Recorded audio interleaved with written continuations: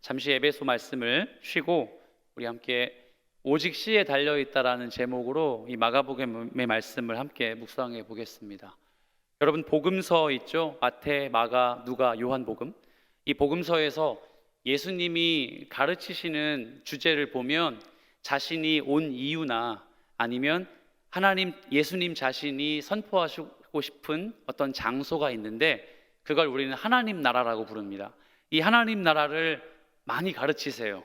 근데 복음서를 읽어보신 분들은 대번에 떠오르시겠지만 하나님 나라를 가르치실 때 주로 어떻게 가르치셨냐면 사건과 행동 위주로 가르치셨어요. 예를 들어 병에 걸린 사람을 낫게 한다던가 귀신 들린 자를 고쳐준다던가 하나님 나라의 의미를 말로 설명하시기보다는 당신 자신의 행동 언어로 표현해 주셨습니다. 한번 시간 되실 때 복음서를 꼭 읽어보시면 좋겠는데요. 그런데 오늘 본문을 보면 예수님께서 아주 긴 호흡으로 목소리로 하나님 나라를 이야기하시는 걸 볼 수 있습니다. 말씀으로 직접 하나님 나라를 가르쳐 주십니다. 우리는 그 방법을 이렇게 표현하죠. 비유하시면서 말씀으로 하나님 나라를 가르쳐 주세요. 이날도 예수님은 평소와 다름없이 바닷가에서 무리들과 함께 말씀을 나누었습니다. 사람들과 함께 계셨습니다. 우리가 살펴보지 않았지만 앞에 마가복음의 내용을 쭉 보면 예수님이 사람들과 함께 이렇게 계셨다는 것을 알 수 있는데요. 하지만 중요한 변화는 제가 방금 말씀드렸다시피 사건 위주, 행동 위주로 하나님 나라를 말씀하셨다가 오늘 본문에서는 뭔가 비유로 하나님 나라가 어떤 곳인지를 설명하고 계십니다. 그래서 오늘 우리는 이 하나님 나라의 비유인 씨 뿌린 자의 비유를 한번 좀 묵상해 보겠습니다. 잠시 자막에 한 편지의 일부분을 제가 읽어 드릴게요. 비가 온 후에 공기가 얼마나 맑은지 보라. 이 순간을 호흡하고 이런 아름다움과 경이로운 자연을 주신 하나님께 감사하자. 맑은 하늘이든 구름 낀 흐린 날씨든 우리는 하나님께서 주신 것들을 매 순간 즐겨야 한다. 이 글은 작년 8월 28일에 세상을 떠난 블랙팬서 채드윅 보스만이 그의 사랑하는 친구에게 투병 중 쓴 편지입니다. 그 중에 일부분입니다. 아시는 분도 계실지 모르겠지만 이 배우는 4년 동안 암투병을 했습니다. 암투병을 하면서 작품을 찍었고 암투병을 하는 이 젊은이 혈기에 있는 이 나이 때까지 전혀 삶을 위축하지 않고 불꽃같이 살다가 그렇게 세상을 떠났죠. 그런데 이 편지의 일부분은 한창 암으로 아플 때 정말 힘들고 고통스러운 순간에 코로나19로 고통받고 있는 많은 사람들과 자신의 지인들에게 남긴 그런 편지입니다. 여러분, 만약에 이 편지의 내용이 채드윅 보스만의 상태를 알지 못하고 읽었다면 그리 감동이 안 될지 모르겠지만 제가 방금 말씀드린 설명을 듣고 이 편지를 읽으신다면 더 배에 감동이 있지 않겠습니까? 충분히 코로나19 때문에 힘든 우리가 이 편지 얼굴도 모르는 일면식도 없는 우리가 그 사람의 이 메시지를 듣고 적절한 위로 받지 않겠습니까? 왜 그렇죠? 죽음을 앞둔 배우가, 죽음을 앞둔 암 환자가 너무 일반적으로 살아가는 우리를 오히려 위로하고 있으니까 그 점이 이 비유를 통해 이야기하고 싶은 편지의 내용이 더 많은 감동을 주는 거예요. 제가 이런 채드윅 보스만의 편지의 내용을 먼저 말씀드리는 이유는 예수님께서 하신 하나님 나라의 이야기가 비유법으로 누군가에게 전해진다는 그 힘이 바로 이 한 배우의 죽음을 앞둔 편지와 일맥상통하기 때문입니다. 예수 그리스도의 비유는 일반적인 말씀보다 더 강력한 힘이 있죠. 비유라는 단어의 헬라어 단어를 보면 파라볼레라는 단어를 사용하고 있습니다. 말장난처럼 이야기해서 외우기 쉬울 것 같아요. 이 물건 파라볼레 이렇게 아재 개그 아닙니다. 외우라고 말씀드리는 겁니다. 이 파라볼레라는 단어가 어떤 의미냐면 파라가 뭐냐면 옆에예요. 제 옆에. 옆에. 볼레라는 단어가 발로라는 동사의 변형형인데 옆에 발로가 있다. 무슨 말일까요? 발로는 어떤 의미냐면 놓다, 던지다 뜻이에요. 옆에 놓다. 무언가를 주고 싶은데 그 옆에 놓고 간다는 뜻이에요. 자, 여기 눈앞에 보여주는 게 아니라 옆에 이렇게 스리슬쩍 오다 주었어, 뭐 이런 표현 있죠. 오다 주었어, 옆에 이렇게 놓고 가는 게 파라볼레 동사가 갖고 있는 강조점입니다. 그럼 예수님께서 비유로 말씀하시는 건 선명하게 보여주시는 걸까요? 아니면 스리슬쩍 놓고 뒤로 이렇게 빠지시는 표현 같을까요? 전자일까요? 후자일까요? 후자겠죠. 예수님은 비유를, 하나님 나라로 비유를 설명하실 때에 모든 자가 다 누리게 원하시지는 않았다는 점이에요. 모든 자에게 다 눈앞에 두어서 이거 하나님 나라야 라고 하시지는 않았던 것이죠. 그래서 우리는 그걸 비밀이라고 부르고, 에베소서의 저자인 사도 바울도 하나님 나라의 복음을 뭐라고 불렀습니까? 비밀이라고 불렀다는 걸 우린 배웠죠. 그러므로 사랑하는 여러분, 예수님을 믿고 예수님이 말씀하시는 하나님 나라를 우리가 안다는 건 매우 큰 축복입니다. 그것은 비밀이고 우리는 그 비밀을 이미 알고 있기 때문이죠. 그래서 비밀을 모르는 자보다 비밀을 안 자가 얼마나 흥미롭습니까? 너는 모르는데 나는 알거든. 그래서 그 흥미와 그 기쁨을 우리의 예배와 삶 속에서 유감없이 발휘하셨으면 좋겠습니다. 그것이 예수님이 비유로 말씀하시는 분명한 이유가 되죠. 그렇다면 왜 이 시점에 비유로 말씀하시는 것일까? 왜 이 시점에, 지금까지는 사건, 행동을 통해 하나님 나라를 말씀하신 예수님께서 왜 이 시점에 말씀과 비유로 하나님 나라를 증거하는 것일까? 우리가 읽어보지 않았지만 본문의 저 위로 올라가면 3장 35절 말씀에 이런 힌트가 나와요. 제가 읽어볼게요. 누구든지 하나님의 뜻대로 행하는 자가 내 형제요 자매요 어머니이니라. 아멘. 예수님은 하나님 나라 천국이 오면 가족의 재편성이 된다고 말씀하셨습니다. 뭐라고요? 지금까지 우리가 알고 있는 혈연 공동체가 가족이 아니라 하나님 나라는 하나님 뜻대로 행하는 자가 내 가족이 된다고 힌트를 주신 거예요. 그러므로 하나님의 뜻대로 행하는 자에게 그 비밀을 알려주시기 위해서 비유라는 방법으로 지금 바닷가에서 예수님 앞에 앉아있는 청중들에게 이 하나님 나라를 설명하시는 거예요. 이 사람들 중에서는 예수님의 위대한 능력을 보기 위해 온 사람도 있겠죠. 내가 몸이 아파서 병 고침을 좀 해주면 좋겠다라고 기적을 원하는 사람도 있겠죠. 그리고 율법을 얼마나 더 알아보자 하고 예수님을 시험하기 위해서 바닷가에 앉아있는 유대인들도 있겠죠. 하지만 이들 중에 누구도 있을까요? 하나님 나라 안에서 예수님과 가족될 만한 사람도 있었던 겁니다. 사랑하는 여러분, 여러분이 예수님과의 가족이심을 축복합니다. 예수님이 우리의 가족입니다. 여러분이 저의 가족이죠. 왜요? 여러분의 삶에 하나님의 뜻대로 살기를 힘쓰고 저의 삶의 목사로서 하나님의 뜻을 전달하기에 힘쓴 삶을 산다면 저와 여러분이 가족입니다. 글이 달갑지 않죠? 미안합니다.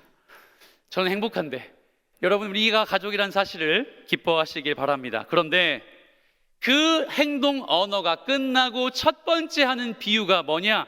사실 교회 좀 다녀보신 분들은 다 들어본 설교일 겁니다. 다 공부해본 말씀인 겁니다. 바로 씨 뿌리는 자의 비유입니다.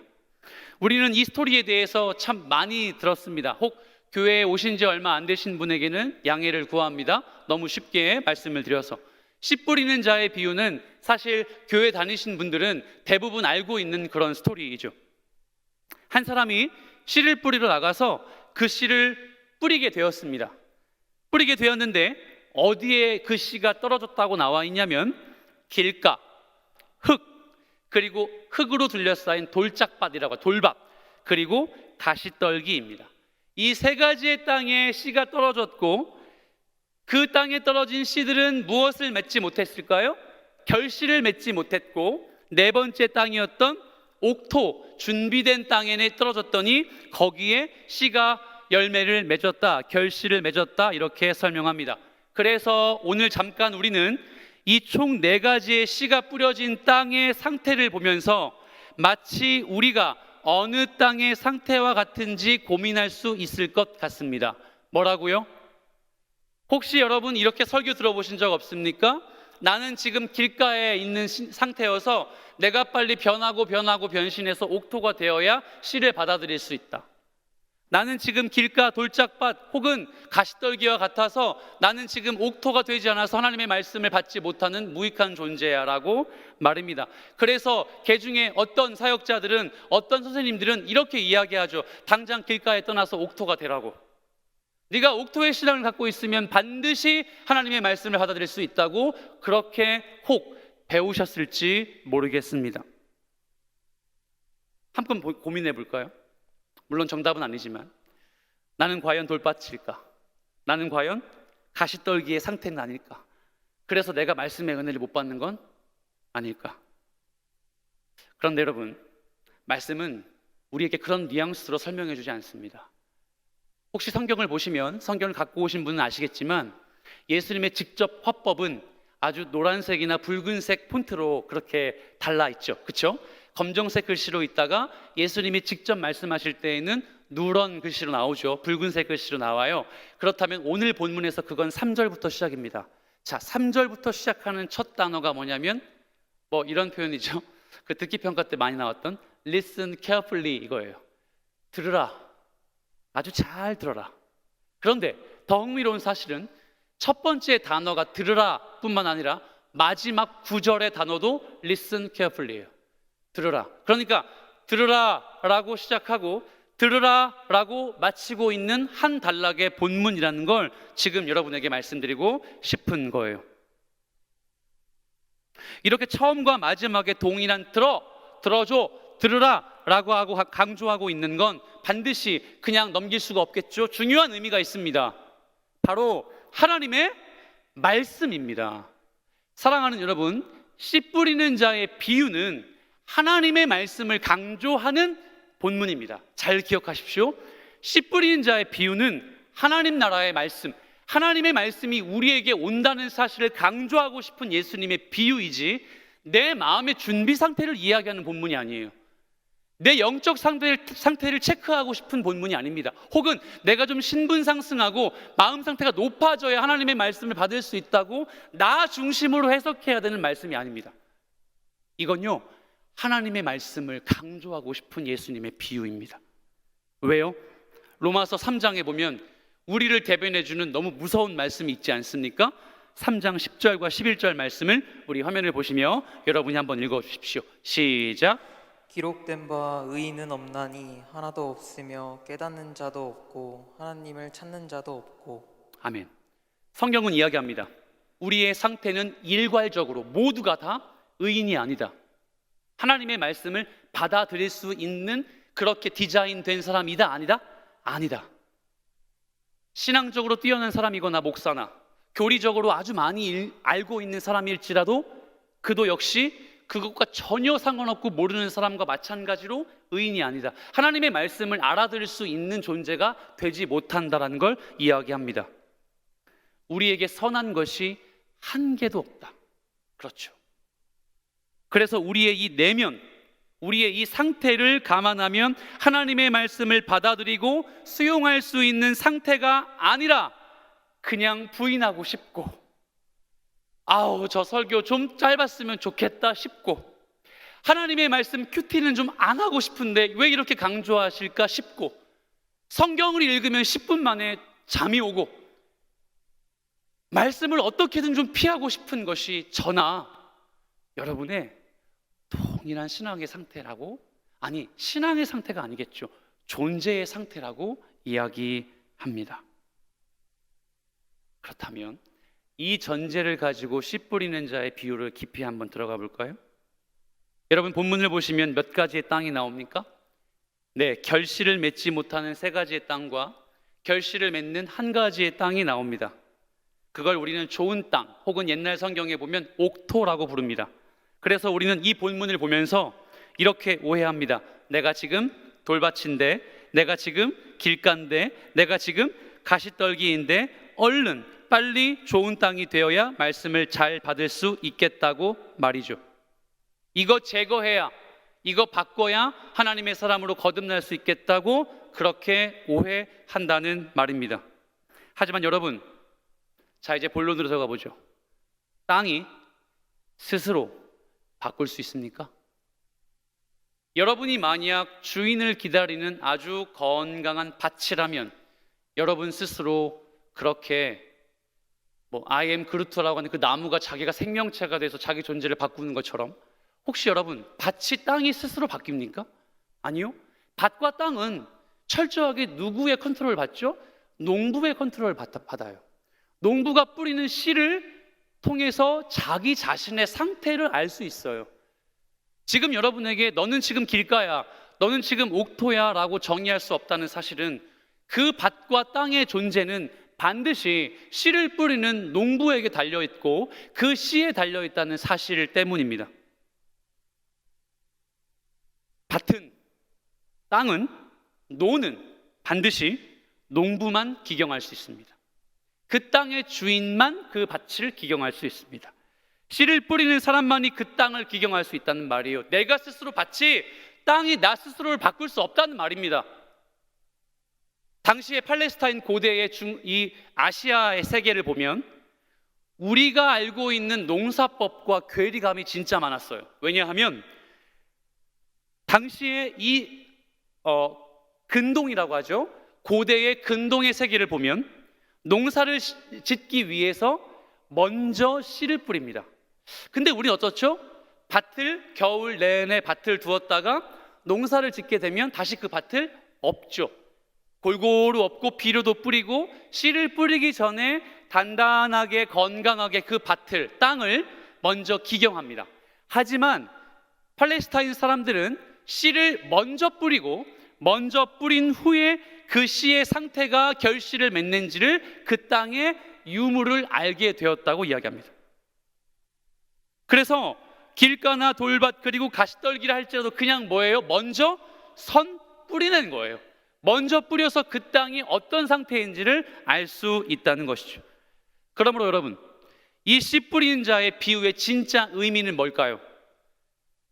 나의 무능, 나의 공허, 나의 죄성, 흑암에 갇혀 있어서 여전히 맨날 타협하는 나의 불신앙, 이건 우리라는 밭이, 우리라는 더러운 땅이 예수 그리스도의 복음, 하나님의 말씀이 없으면 아무 의미가 없다는 걸 이야기하는 본문입니다. 우리라는 밭이 예수 그리스도의 복음이 들어질 때, 심겨질 때 그 안에 능력이 있게 된다는 말이죠. 그게 구원을 말하는 예수 그리스도의 비유입니다. 13절을 보면 이렇게 나와 있습니다. 13절 말씀 화면에 띄워주시겠습니까? 자, 13절 한번 읽어주세요. 시작.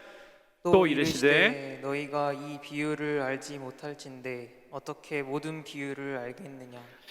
자, 예수님께서 비유를 설명하시고 13절 정도 되면 그 비유를 해석해 주시거든요.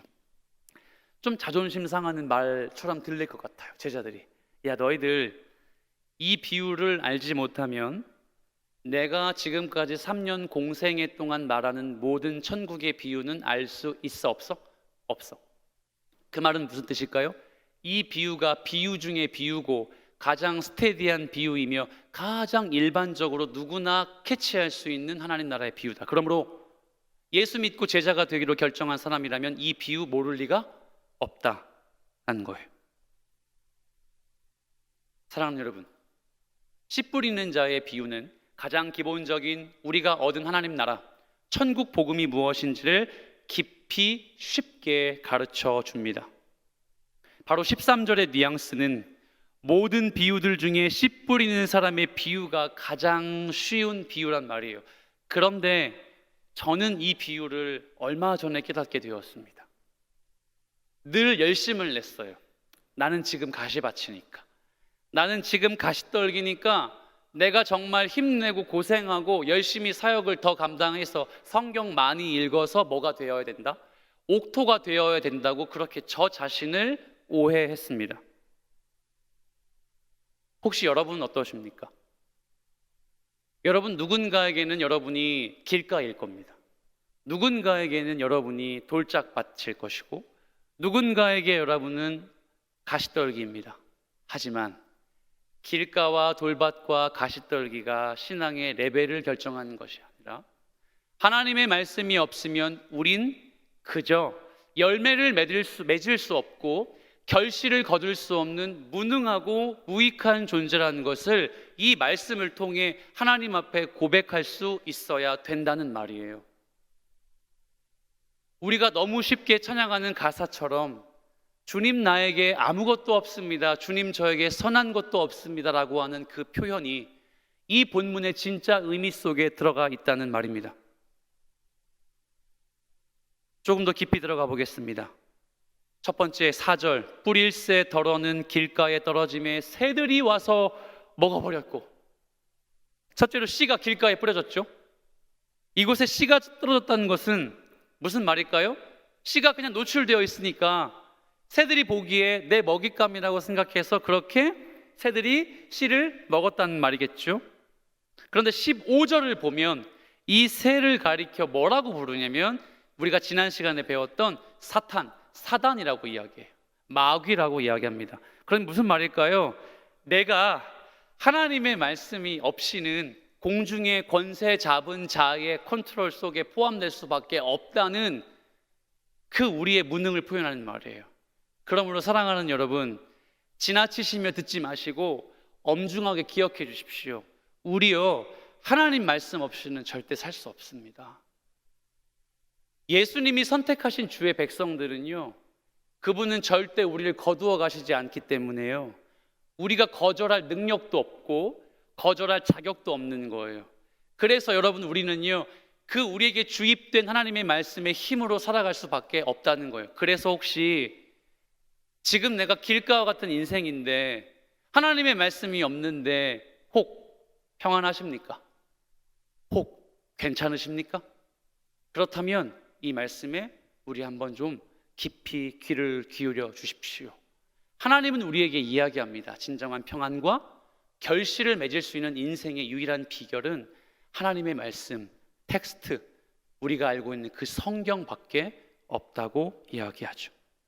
하나님의 말씀이 여러분의 심령 가운데 주입되기를 예수 그리스도의 이름으로 축복합니다. 아멘. 두 번째, 흙이 어디에 떨어졌죠? 얕은 돌밭에 떨어졌습니다. 씨가 얕은 돌밭에 떨어졌습니다. 여러분, 이곳에 떨어진 씨가 어떻게 됐다고 나옵니까? 싹을 맺는데요, 싹이 났대요. 그런데 환난과 박해 때문에 싹이 금방 말라버렸대요. 17절에 나오죠. 이 말씀을 해석하는 거예요. 곧 넘어지는 자요 라고 나와요. 잘 보세요. 씨가 흙이 있는 돌밭에 떨어졌는데 곧 넘어졌대요. 무슨 말일까요?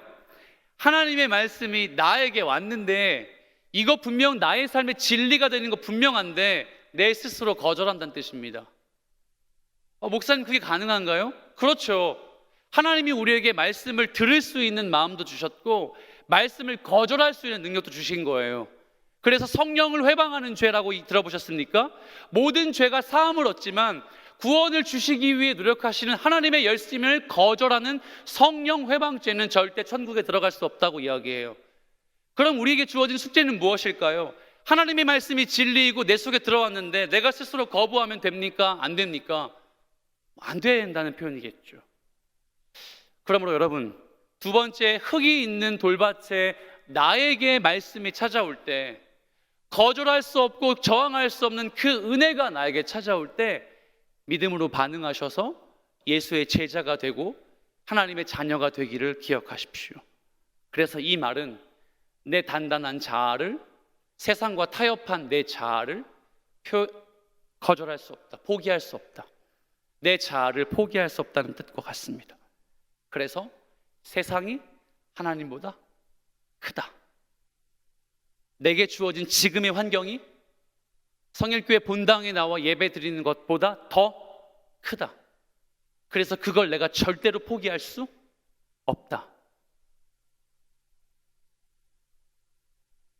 우리 주님과 주님이 여러분과 함께 맺으신 그 약속이 있음에도 불구하고 세상이 더 커 보여 두려운 우리의 마음을 이 두 번째 비유가 대신해 주고 있습니다. 그리고 세 번째, 어디에 떨어졌죠? 가시떨기에 떨어졌대요. 가시떨기. 혹시 가시밭, 가시덤불 이런 데 한번 가보셨어요?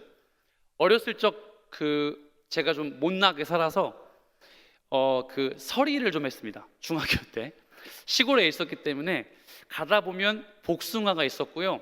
무화과 아세요? 무화과도 있었고, 사과인데 그 조그만 사과 있잖아요. 그런 사과가 열리는데 담을 이렇게 넘어서 이렇게 가지가 나오면 그 영롱한 빛을 발산하는 그 과일을 책가방 메고 가는 저에게 그 유혹을 뿌리칠 수가 없어서 막 담을 타서 그거 하나 이렇게 해서 옷에 닦아서 먹으면 얼마나 꿀맛인지 몰라요? 근데 하루는 이 벽에 가시덤불이 있었어요. 가시덤불 따위는 내가 이 과일을 쟁취하는 거에 전혀 방해가 되지 않는다. 하지만 제가 그 가시덤불을 타고 올라가다가 옷이 찢어졌어요. 그리고 부모님에게 거짓말을 했죠. 다른 이유 때문에 옷이 찢어졌다. 가시떨기는 뭘까요? 그만큼 위험한 거죠. 가시떨기는 뭘까요? 땅이라고 볼 수 없는, 그러니까 뭘까요? 무엇이든 씨가 맺을 수조차 1%의 가능성이 없는 그런 곳 맞습니다. 그런데 이게 가시떨기가 우리에게 어떤 의미를 말해주고 있는지 18절 19절에 가시떨기에 대한 해석의 말씀이 예수님이 친절하게 해주신 거예요. 한번 읽어봅시다. 시작. 또 어떤 이는 가시떨기에 뿌려진 자니 이들은 말씀을 듣기는 하되 세상의 염려와 재물의 유혹과 기타 욕심이 들어와 말씀을 막아 결실하지 못하게 되는 자요. 아멘. 이해가 되십니까? 하나님의 말씀이 나에게 왔는데 세상의 염려, 재물의 유혹, 그리고 내가 스스로 사탄 핑계가 아닌 내가 스스로 하나님을 거절하는 거예요. 하나님의 말씀을 수용하지 않는 죄를 짓게 되는 거예요. 철저하게 그래서 가시덤불, 가시떨기는요, 제가 마귀의 유혹을 받아서 죄를 지었습니다라고 핑계대지 못할 정도로 이 말씀은 우리에게 막중한 책임감을 줍니다. 예수님 믿는 사랑하는 그리스도인 청년 여러분, 하나님의 말씀이 여러분에게 주입될 때, 하나님의 말씀이 여러분의 삶을 바꿔내기를 그렇게 원하실 때 여러분 스스로 세상의 염려, 재물의 유혹, 욕심으로 다른 길을 선택하지 않으시길 축복합니다. 왜요? 베드로전서 5장 7절 말씀을 보면 예수님의 제자였던 베드로가 우리와 똑같은 상태에 있는 교회 공동체의 사람들에게 이런 말을 했어요. 너희 염려를 다 주께 맡기라. 이는 그가 너희를 돌보심이라. 이 말씀을 보면 너희 염려를 주께 뭐하라? 맡기라. 이 맡기라는 단어 때문에 염려를 맡기는데 오해가 생깁니다. 중요한 물건을 맡기는 것처럼 보이지만 여기서의 맡긴다의 뜻은 버린다예요. 무엇을 버린다? 투척한다? 염려를 하나님께 버린다. 염려 다 주님께 버려라. 주가 돌보시니. 청년의 때에 여러 가지 힘들고 어려운 문제가 산적해 있지만, 결혼을 해도 그 문제는 전혀 해결되지 않지만, 우리 한번 베드로 사도의 말씀과 예수님의 이 가시떨기와 같은 비유 통해서 이렇게 한번 마음의 결정을 해봅시다. 내 염려, 내 마음의 어려움을 그냥 두 팔 벌려 나에게 던져줘 라고 말씀하시는 주님께 버리십시오. 그가 그 문제를 해결하시되 우리에게 안정의 마음을 주십니다. 나 하나만으로 만족하게 하는, 즉 예수님 한 분만으로 만족하게 하는 평강의 마음을 여러분에게 주실 것입니다.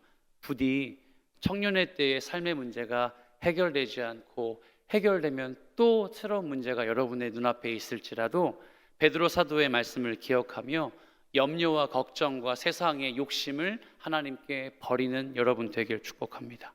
아멘. 이렇게 이야기하는 이유가 있었어요. 사실 이스라엘 백성들은요, 출애굽한 다음에 약속의 땅 가나안에 갔습니다. 가나안 땅에 가서 하나님을 예배하기 위해 성막을 지었고 솔로몬에 의해서 무엇을 지었죠? 성전을 지었는데 이 성전에 제단이 하나가 아니라 두 개가 있었어요. 뭐라고요? 하나님을 예배하는 제단이 하나가 아니라 두 개가 있었대요. 왜 그런지 아세요? 하나는 전쟁을 앞둔 하나님께 예배하기 위해서고요. 또 하나는 바알에게 풍요와 수확을 빌기 위해 하나님과 견주어 똑같은 제단을 만들어 이곳에서 예배하고 저곳에서 예배하는 패턴을 갖고 있었다는 거예요. 아무리 하나님을 믿어도 내가 이 땅에서 풍요롭고 삶의 안락을 누리고 싶은 욕심을 버리고 싶지 않았기 때문입니다. 아무리 말씀이 나에게 주입이 되고 예배 동안에 하나님의 말씀과 찬양을 통해 은혜 받았음에도 불구하고 놓치고 싶지 않은 이 삶의 욕심은 끝까지 붙들고 있었던 이 허물 때문이었습니다. 하나님은 그저 전쟁에만 승리하게 하시는 분이었고, 바알은 나에게 풍족한 농산물과 풍족한 물질을 주는 신이었기 때문에, 그래서 하나님도 믿고 물질도 믿는 것과 같은 우리의 심령의 상태가 이미 수천 년 전 이스라엘 백성들의 신앙의 상태 동안에 일어났던 것이죠. 유명한 신약의 신학자인 제임스 보이스 목사님이 있습니다. 이 목사님이 이렇게 이 구절을 해석해 주셨습니다. 우리가 볼 때에 되게 아주 가난한 자들을 할 수 있는 예수님 당시의 사람들도 여전히 재물에 얽매여 있었는데 오늘날에는 오죽하겠습니까? 자가용과 집과 보트와 은행 계좌와 주식과 코인, 우리의 물질 문명의 모든 기계와 제품들을 소유하고 있는 우리 자신은 그때보다 훨씬 더 재물에 의해 무엇 당하고 있다? 질식당하고 있다는 뜻이에요. 매몰되었다는 뜻입니다. 맨날 타협하고 있다는 소리예요. 고대 시대나 지금 우리가 살아가고 있는 2021년도 현대 사회에도 할 것 없이 물질의 유혹과 재물의 욕심, 잘 되고 싶은 욕망, 긍정적인 힘은 우리 속에서 절대 사그러지지 않고 있습니다. 쉽게 없어지지 않아요. 하나님 나라의 복음을 배우면 뭐합니까? 예배 나와서 예배 드리면 뭐합니까? 그 욕심과 잘 되고 싶고 남보다 더 유명해지고 싶은 명예욕은 사라지지 않고 물질욕은 더해져만 가는데, 혹시 이 말씀에 여러분의 마음에 저촉되고 있는 사람이 있습니까? 신은 우리에게 찾아와서 우리의 존재를 바꾸어 주십니다. 그리고 그 씨를 볼 때 세 가지의 길가와 돌밭과 가시떨기의 이 무익한 존재를 볼 때 우리는 하나님의 말씀 씨 없이는 도저히 버텨낼 수 없는 무익한 존재라는 걸 다시금 경험하게 돼요. 그러므로 사랑하는 여러분, 염세주의, 허무주의가 아닙니다. 우리는 그냥 무익합니다. 하나님의 은혜 없이는 절대 살 수 없는 존재임에 분명합니다. 하지만 하나님의 사람이 말씀의 씨앗이 그 마음속에 심겨질 때, 주입될 때 어떻게 된다고 나오죠? 마지막입니다. 그에게는 30배, 60배, 100배의 결실을 맺게 된다고 이야기합니다. 혹시 이 구절의 의미는 어떻게 될까요? 여러분은 어떤 단어가 가장 눈에 띄십니까? 당연히 100배겠죠. 하지만 여러분, 이 말씀은 30배에서 60배가 되고 60배에서 100배가 되는 말씀이 아니에요. 100배를 지향해 가야 된다는 말씀의 열매를 맺어야 된다는 성도의 책임을 말하는 구절이 아닙니다. 왜요? 바로